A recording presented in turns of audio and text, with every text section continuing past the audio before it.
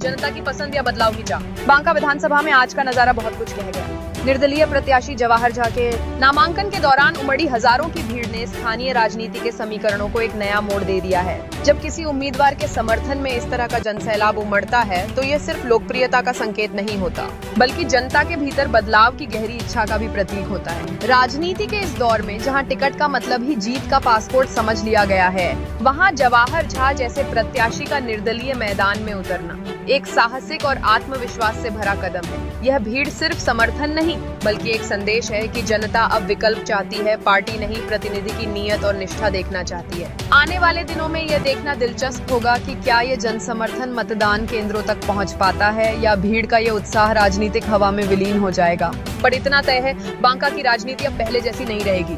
तो बिगाड़ने के लिए घूम रहा है, जिसको एक्सपोज मैंने सबको करना चाहिए। और क्योंकि वो अगर ऐसे रहेंगे तो समाज में कोई भी ऐसा अगर कोई अच्छा लोग आना चाहेगा तो उसको कहीं न कहीं वो फंसाने का काम करेगा।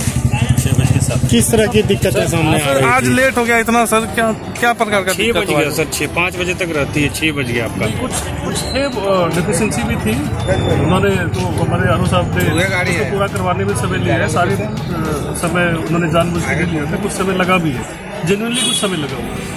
लेकिन उसके बाद जब स्क्रूटाइज होकर के जब हमारा हमें जब पेपर मिल गया, ओके पेपर मिल गया, तो एक किसी दूसरे निर्वाचन क्षेत्र का आरओ आ करके और अनऑफिशियल वहाँ पे स्टेटमेंट देकर के और रिजेक्ट करने का कोशिश कर रहा था।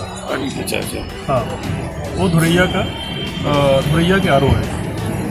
तो फिर मैंने उनकी इंटेंशन को मैंने वहाँ पर फिर मैंने इलेक्शन कमीशन बात किया। हमारे वो बैंक अकाउंट से रिलेटेड था, बैंक अकाउंट हमारा एज ऑन डेट था।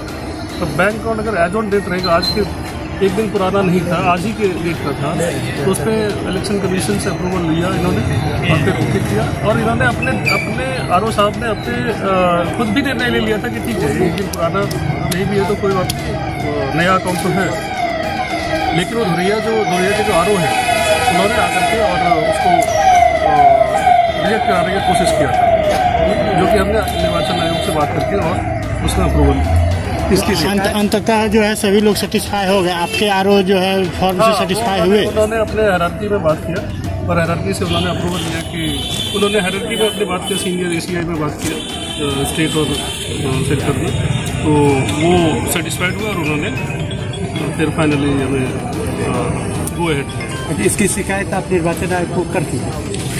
ऑफिशियली हम नहीं किए, लेकिन हमें सतर्क रहने की जरूरत है ऐसे सब ऑफिसर्स से जो काम को खराब करने के रास्ते में लगा है। फाइनली आपका नॉमिनेशन फॉर्म जो है दाखिल कर एक्सेप्ट कर लिया गया? एक्सेप्ट कर लिया है। एक्सेप्ट पहले भी कर लिया था, फिर उन्होंने तो दोबारा भी उसको सब जगह से पूछताछ करके, अपने सीनियर से पूछताछ करके, ACI इलेक्शन कमीशन से पूछताछ करके फिर कंफर्म कर दी। चलिए, बहुत बहुत